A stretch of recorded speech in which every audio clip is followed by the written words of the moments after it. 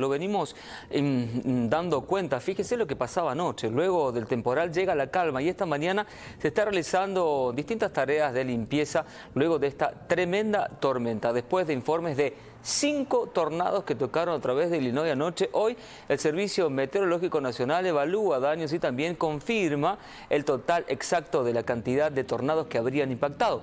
A través del área de Chicago vimos realmente todos los fenómenos prácticamente posibles. Por un lado, fuertes vientos, lluvia, relámpagos, granizo y también estas actividades que estábamos dando cuenta que el servicio meteorológico va a decir cuántos tornados tocaron pie, tocaron tierra o no.